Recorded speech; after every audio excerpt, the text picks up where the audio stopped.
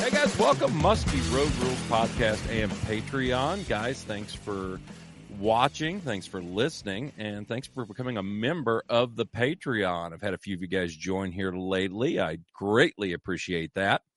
And, you know, it's just a great way to see what we're talking about. And if we show any little tips or tricks or anything, it really helps, and you kind of get an idea of what we're doing. I'm doing this in the afternoon, late afternoon.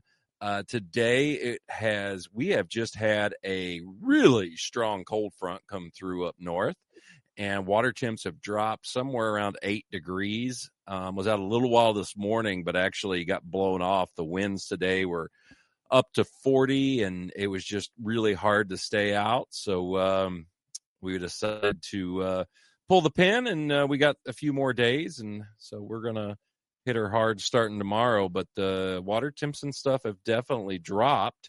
And someone else that's probably fishing or experiencing some of these things is my guest today. I've got a new guy to the podcast. I got Jace Loge. I learned how to say his last name. It doesn't look like that, but it's Jace Loge from up in you're in the Bemidji area? Yeah, I'm just a little south there. Leech Lake area.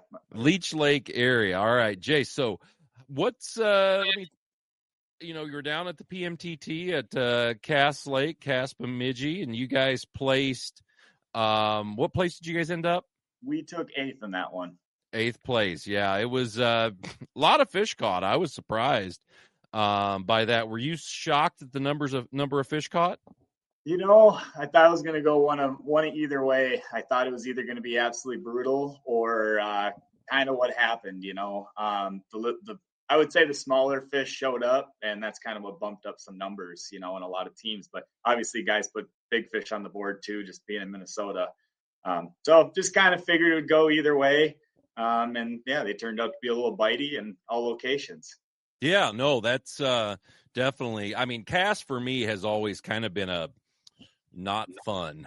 I've caught them in the pre-fishing, but I've never really been able to put it together during a tournament there. But you know, it definitely was a lot of fish biting, a lot of fish moving, and not only were they shallow, but there was also fish being caught deep. It seemed like it was kind of the whole lake was kind of moving there. Absolutely. Yep. I would say you're spot on there. It seemed like fish, pushed out of the open water and were really just setting up good on structure. You really tried to hit that sand bite on those steep break lines, and those ones were a little bit give or take whether they'd be there or not. But yeah, you're absolutely correct. Some of the deeper break lines or real shallow, getting up in the reeds. Those bites were rocking that weekend. What did you guys end up catching your fish on? We actually we caught 4 fish. One was a short, 29 3/4 or even a little bit more type of a short. Yeah, So I've been there.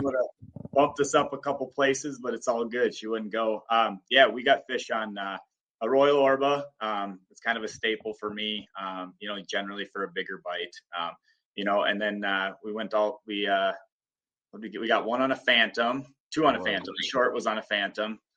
And then, son of a gun, what was the third one on?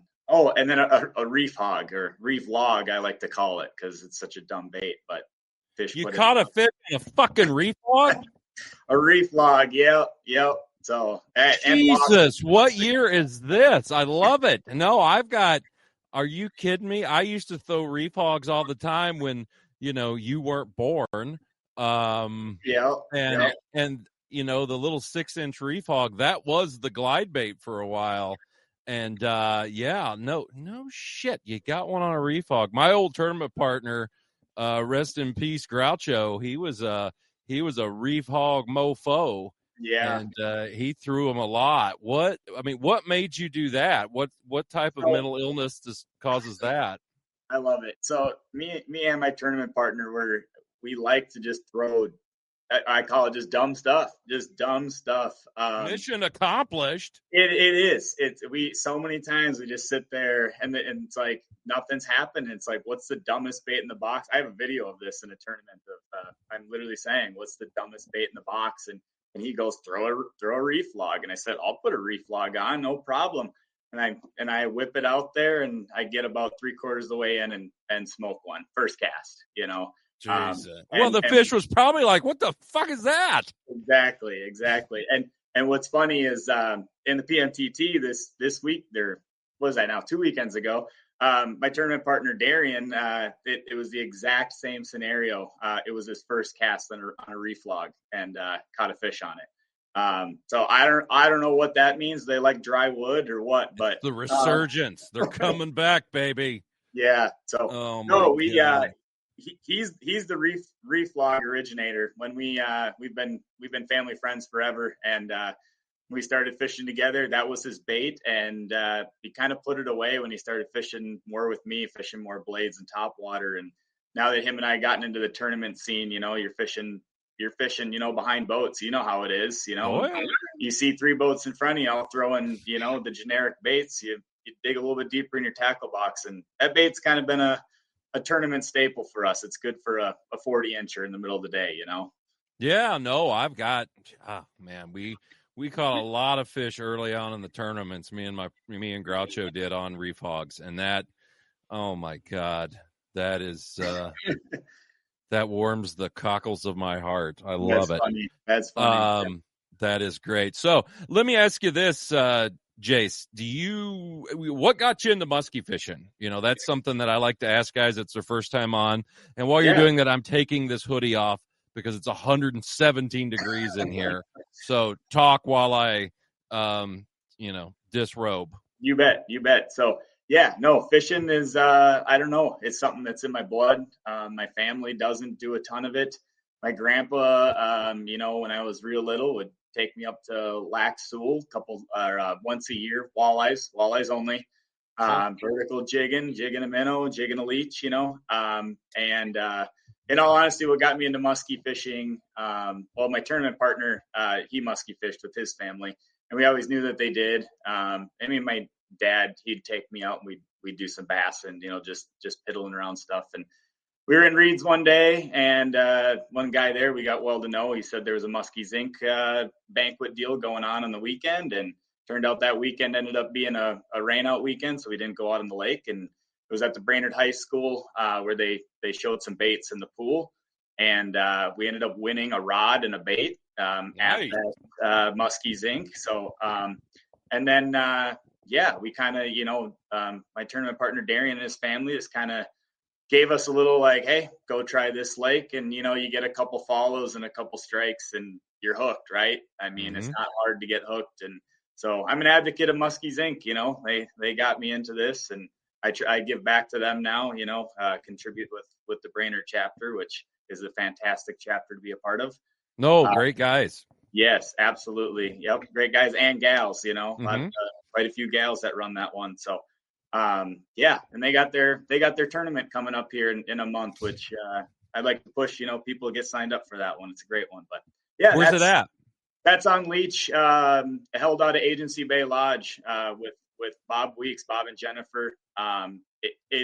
You know, I do a lot of tournaments, not a lot, but I mean, at least once a month, as many as there is up here. And it's probably just the most fun one. It's just, everybody hangs out and has beverages, and we talk about the season afterwards. And hold on a second, Jace. My dog is being just river. Shut up. I have a 3-year-old English bulldog that, I don't know, heard a mouse fart.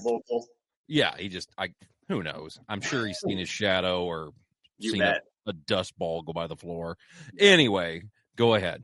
So yeah, no, it's such a well-run tournament. It's a low entry. I think they pay out all of the entry. You know, I don't think they keep anything for themselves. I could be wrong on that, but you know, so it's a good little payout if you place in the top 5, and you just, you know, for $160 a team, what you gain in knowledge of that tournament is any tournament. You know how it is, Greg. Yeah. You meet up at the bar after a tournament and everybody's talking about their program, you know. So not only did you learn something yourself on the lake, but you learned 10 other people's program that they were doing that weekend that you you know, that's what I always like. You know, I try to, depending on if I've got a big long drive or something afterwards, to try to go to the the weigh-in or whatever you want to call it, the thing at the end, because then you get to hear from guys. Guys are a lot more loose-lipped. Tournament's over, and they'll say kind of what they were doing and stuff, and you do learn stuff. You'll you'll hear some different tactics and everything. Some of them will piss you off, and some of them will be like, oh, all right.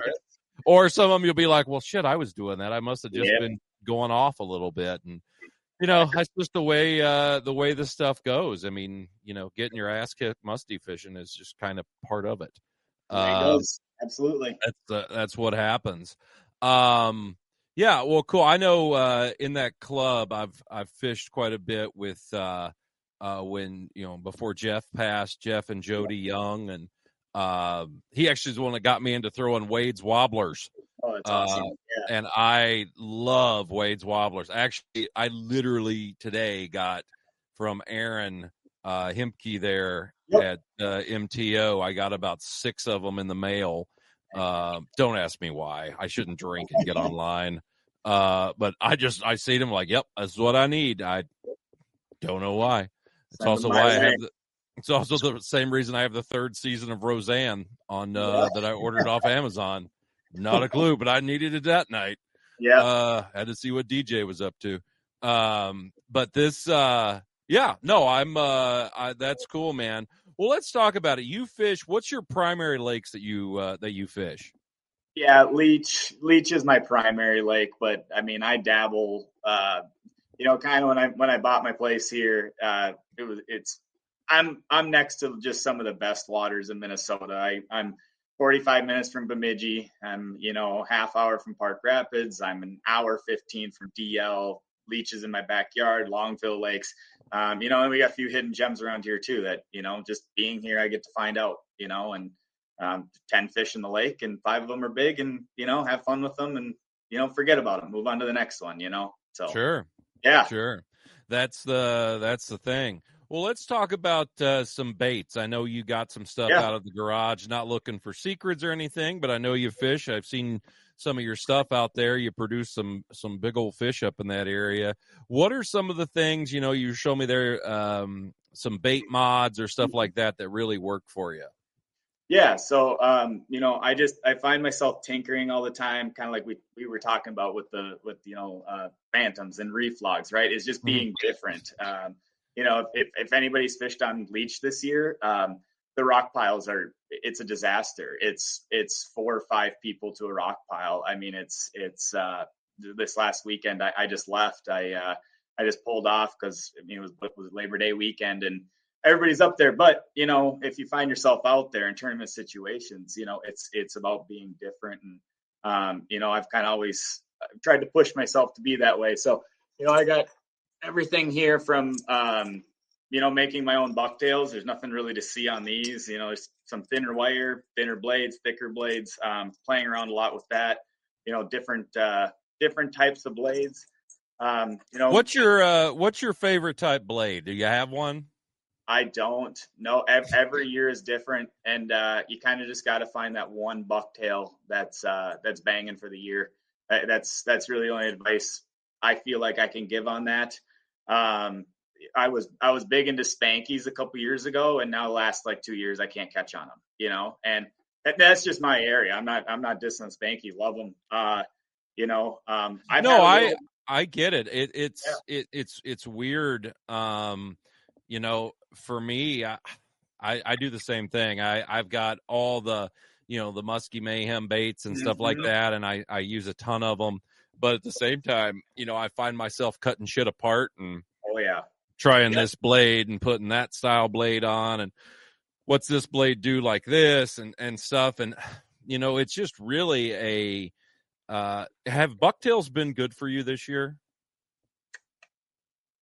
No. Yeah. No. The last 2 years overall, no. I mean, when the conditions and the moon hits right, I throw one on, and it works and doesn't work at times. But no. Bucktails, I would say, bucktails have been good. Don't get me wrong, but they have not been the go-to. I mean, I'm on Lake of the Woods where bucktails are like king most of the time. Yeah. But I'll tell you, they just haven't been that great this year. Not like in the past. And that's for me.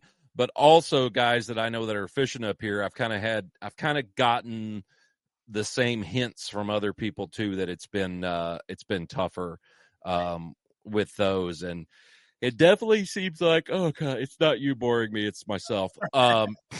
It seems like the single blades have been pretty good.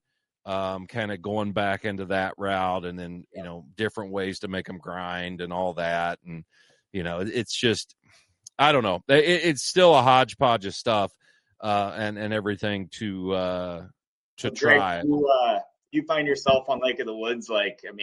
Obviously it's no secret that Lake of the Woods blew up the stagger bladed bucktail. Do you find yourself going back to double 8s, double 9s, double 10s and having success on them again? Oh yeah. Oh Yep. yeah. Or Okay. just going to a standard single blade bucktail. That too. Single Colorado, single Indiana, something that just, really spins fast and makes a lot of noise. That's been good. I mean, it just, but it hasn't been, this year, it just hasn't been a knockdown bucktail bite, in my opinion, for me. I'm sure you ask 10 people, you're going to get 10 different answers. And then it also comes down to what someone considers good. And that's, that depends on where you at and what you done. So it all makes a difference. What else you got there? You had some neat stuff.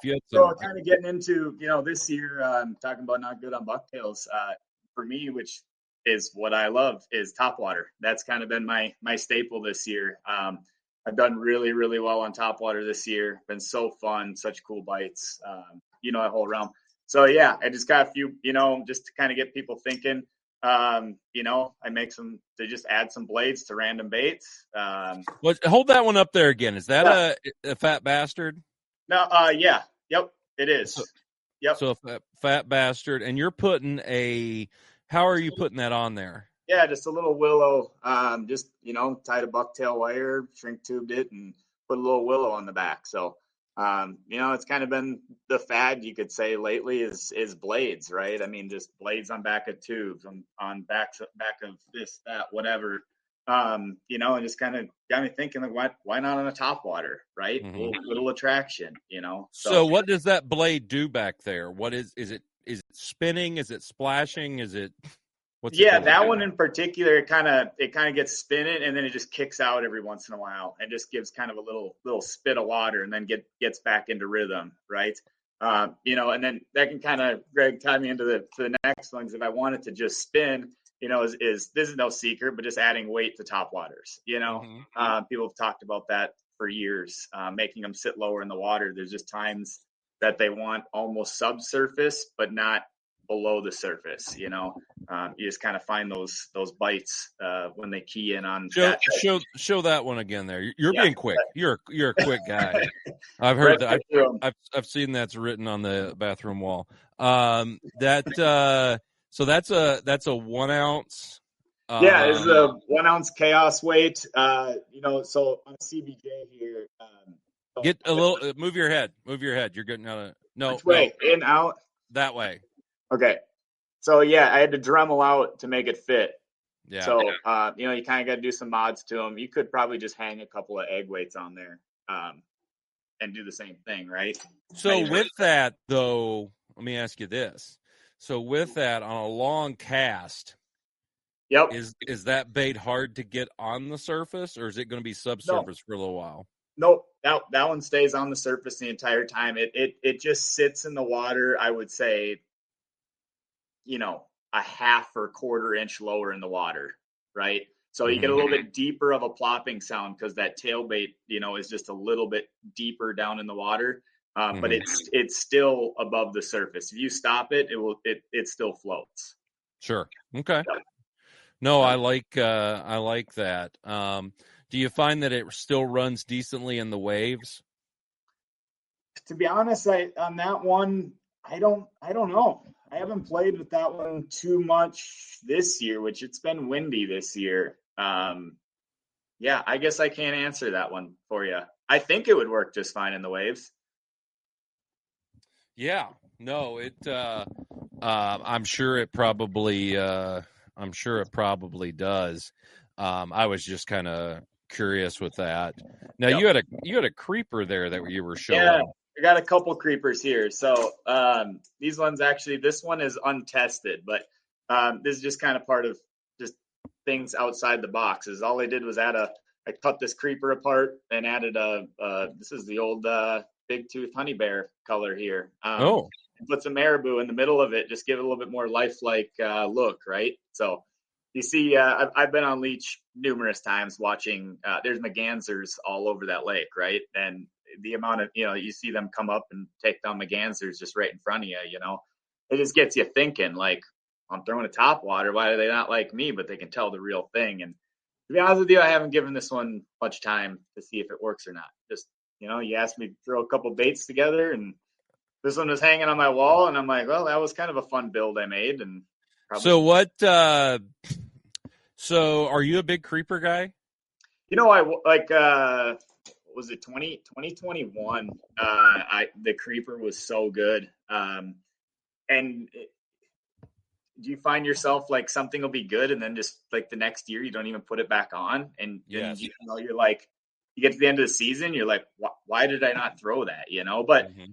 So it's kind of one of those, like, since 2021, I just really haven't put a creeper back on. But it was a lot of fun. I mean, the way that they stock them down is a lot different than a tailbait.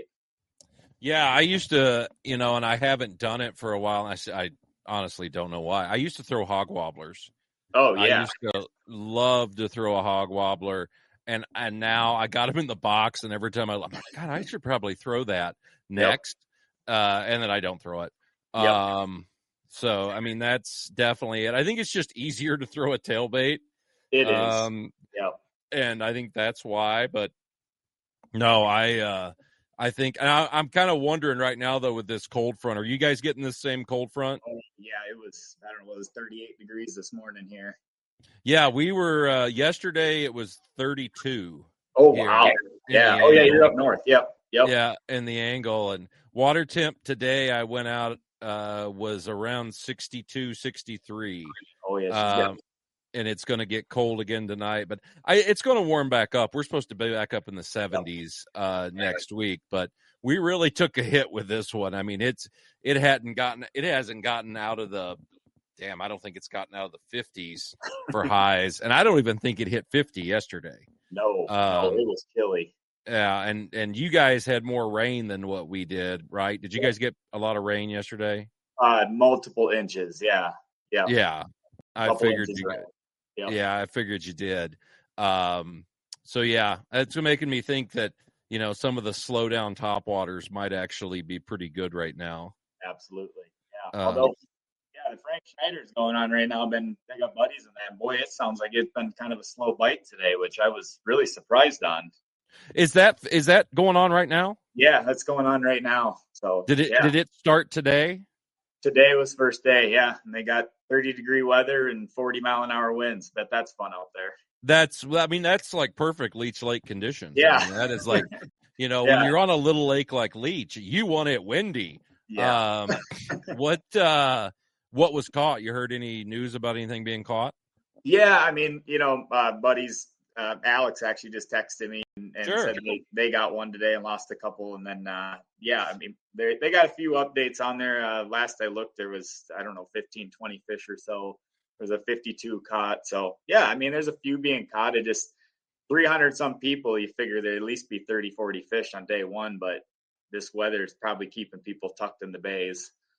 Oh, I'm sure. And let's face it, I mean, this is a pretty major cold front, and some of these fish are it's going to fire a few of them up, I have no doubt, but it's going to push a lot of fish to probably holding pretty tight. Oh, yeah. But I would think on Leech, there might be a little sand bite going on. Yep. If you can find some active fish on that sand, I mean, those are going to be biters.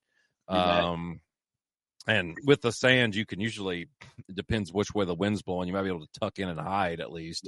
Yep. I don't think Bear Island would be a fun place to be right now. No, I wouldn't be going that way. No.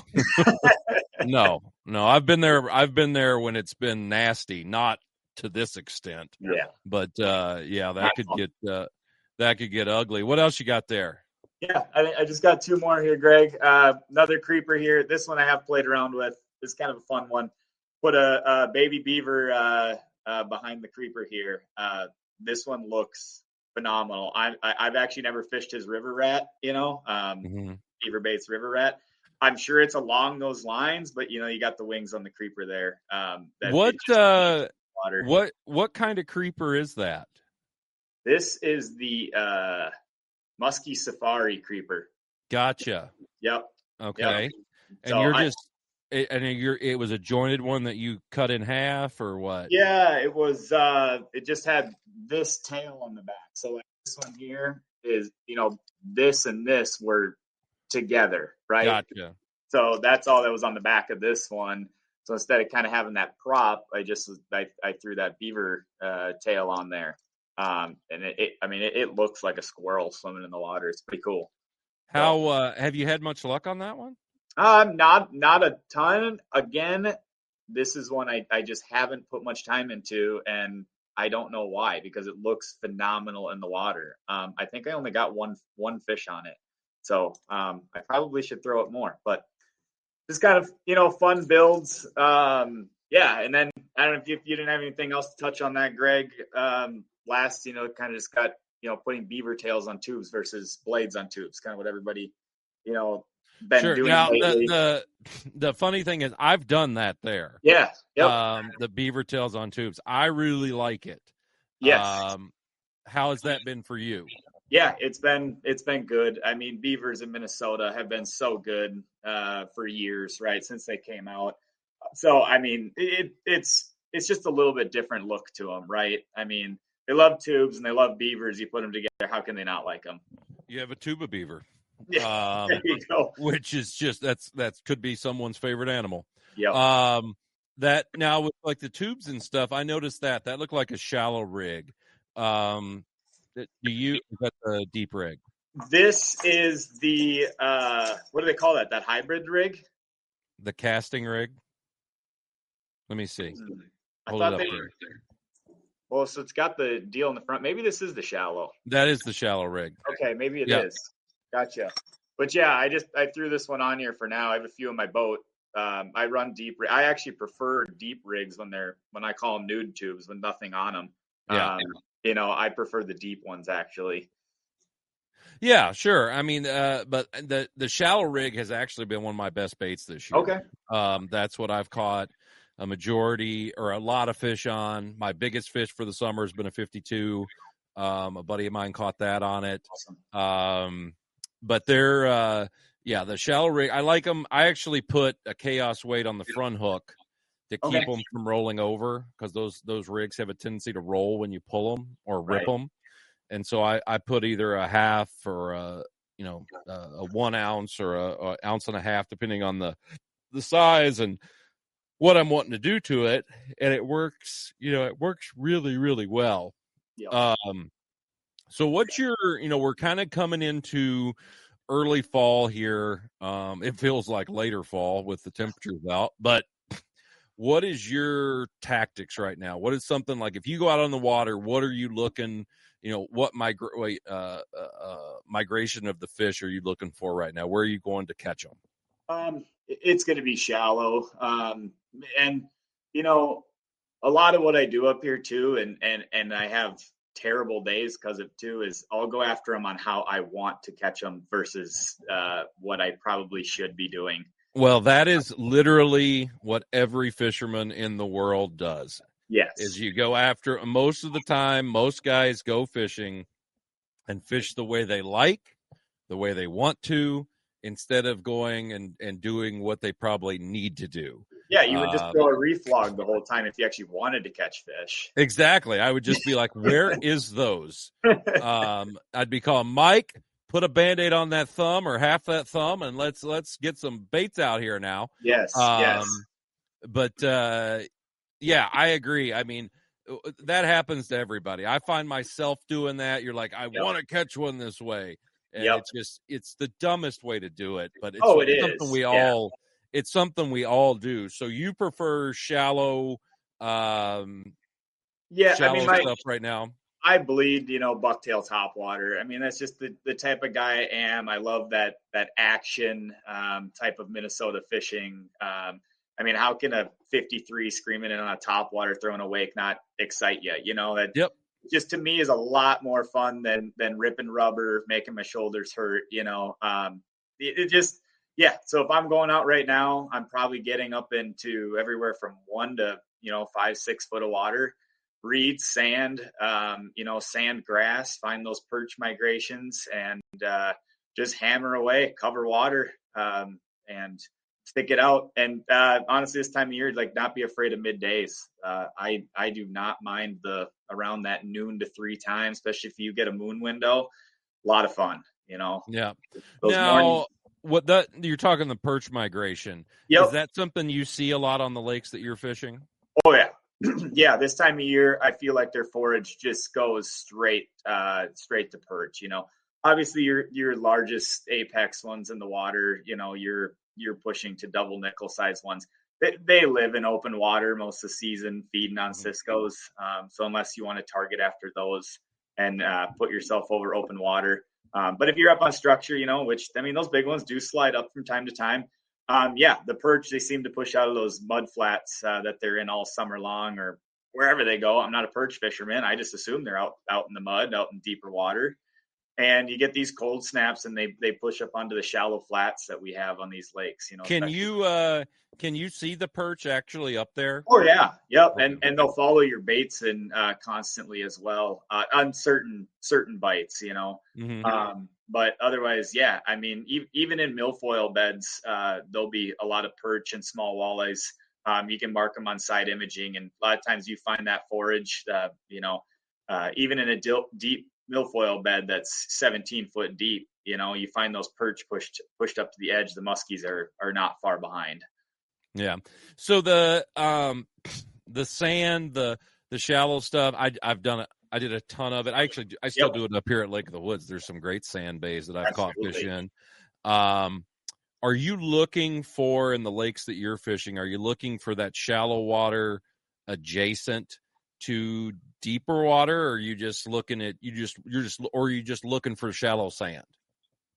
And thinking about that, just because like I've checked out every sand spot under the sun, right? I mean, on these lakes, I'd say most of them are fairly close to deep water. And what I mean by that is within a couple 100 yards, not so it doesn't need to be like 20 yards away from the basin. They will push up hundreds of yards onto these flats. But oftentimes, like if they need to push like a quarter mile up shallow to sand, then I don't generally find them there, if that makes sense. Yep. So you're looking, what about bays? Are you looking in like shallow bays as well? Yeah, absolutely. Yeah. Any bay, especially if deep water goes up to it. Like a leech, for example, there's lots of bays to hit, right? I mean, that are, whether they have weeds or don't have weeds. Some are good and just some aren't. And there's years they're good and years there's not. There's one bay that you could probably name it on Leech Lake. It's such a known spot. And I've talked to like 5 guys this year that none of us have seen a fish in it in 2 years. Mm-hmm. And why? Yeah. Well, no, I get that. I mean, here on Lake of the Woods, you'll have a spot that one year is just absolutely loaded with fish. It's got bait. It's got everything in it. Mm-hmm. The next year, I've got 2 spots like that right now. This year, still got bait. Ain't got no musky. And it doesn't for me. Now, someone else might be going, this place is awesome. Well, absolutely. Go fuck yourself. Yeah, that's because I don't, because it ain't awesome for me, bud. Yeah. And that's kind of the stuff we're dealing with. When, what's the water temperature that you're seeing this migration? About when it drops around that 70 degree mark, you start to get below 70, 68 or so, is kind of when that perch bite for us, seems to take off. So yeah, that was one thing at Cass I was kind of kicking myself for, because the first day Water temp was 72, 73, and I thought it might be just a little warm for Yep. there to be very many fish up there. And so we kind of did edge stuff and ended up catching a fish on the edge and then losing a fish, a big fish on the edge, and then did have one fish on a bucktail on the top of one of the humps come up. But I always like under 70. That seems to be like when I really love going up there shallow and that stuff. But I guess I should have listened to the fish instead of my own stupid head. And because it did seem like there's a lot of shallow fish up there. I'm with you 100% on that tournament. We did the same thing. We were fishing deep weed edges, and we were in 17 foot of water, fishing a lot of milfoil. And I kept telling Darian, especially on day 2, I'm like, we need to be up shallow. The problem is I don't fish Cass Lake. And we didn't have any shallow spots. So the whole time we're saying, like, we got to get up there. We're like, where do we go? Like, we don't have anything pre-fished out. It's a throw a dart at a wall, right? I mean, and hope it sticks. We the second morning we went shallow. We had one sand area, and we caught our second fish up in 4 feet of water on a top water. Yep. But Saturday we made one pass shallow. I raised a fish first thing that morning that was coming in slow behind a bucktail, and I'm just like, ugh. It was hot. You could feel the humidity off the water, and I'm like, this just doesn't feel good. And that's why we left it alone. But, hell, a lot of guys did go up there. So, what's so the fall, in your lakes, when do you start transitioning to like deeper stuff? I mean, is that more of an October thing, or do you wait till November? I mean, when is that progression for you? Yeah, it's post turnover, is what we all talk about up here, and it seems like the last few years we get stuck in that 52-degree water temp for like 3 weeks, and you're just like, it's like the lake just keeps doing this, and it's dirty, and then you got to go to shallower bodies of water, and roll with those punches, like a main lake leech. That seems to just be consistent throughout the whole season. It doesn't seem to really have a turnover out on the main lake, in my opinion. But as far as late fall, just post turnover, the lakes get super gin clear. All that junk in the water's now laying on bottom. And whether it's basin fishing, deep edges, there's still be times sun pokes out, fish slide up on sandbars. You kind of got that whole gig going on in the fall, but big baits. What would be some of your go-to baits for the fall? Yeah, Medusas, Orbas, big glide baits. Really just anything big. Let me try to think of a few others here. Any bigger paddle tail of any sort, just slow rolling it. Not hopping it much. Just trying to keep it slow. Just keep it simple. Just keep it in their strike zone. Try to stay on fish. Those fall fish, they have short bite windows. Everybody talks about the fall and how exciting the fall is and how good the bite is. And in reality, I mean, it's good and you can catch big fish, but you can catch more in the summertime, Oh, yes. Yeah. And you're not near as miserable. Exactly. No, I've always said that too. I go, there's, I think the old way of thinking, in the fall, these fish just get really big and they start biting. I go, no, a lot of times those fish are just where you are. Yes. In the fall. And if you'd get where they are in the summer, you could experience some of the same stuff. So absolutely. No, it's fish to catch fish. That's the number one thing in musky fishing right there. Yep, you got to be on them to catch them. That's the thing. Well, Jace, I tell you what, bud, I'm really glad we finally got to do this. I know we've been trying to work it out, and I'm a douchebag, and my schedule gets stupid. But no, I do really appreciate it. I love some of those little tips, those little bait tricks there. I'm going to steal a couple of those. Yeah, you bet. The blade on the back of the top water. I've done that a little, but not enough. Yep. And I do like that. You getting out tomorrow or? Yeah, I gotta work in the morning. But yeah, what's the real job? What do you do for a yeah. living? Me and my brother own a sanitation company that it's been in our family for going on 25 years now. We purchased it from my dad 4 years ago now. So yeah, that's the real job is garbage man. So it pays the bills and we take your shit, buddy. That's good, man. Hey, I love it. Yep. I love some of the stuff you're doing. Love the way you're pushing Musky's Inc. there. I think that's great. And yeah, if you're in the Brainerd area there, in Minnesota, in that central Minnesota area, check out the Brainerd chapter. Like he was saying, they do a great job. Some awesome people. And yeah, I really, really like it. Guys, before we quit, want to thank Thorn Brothers for the rods and everything like that. If you guys are looking for any type of product, check out thornbros.com. And I think you're gonna really like some of the sales and deals that they got on their website. So, Jace, I appreciate it. You take care and hold on the line for me, okay?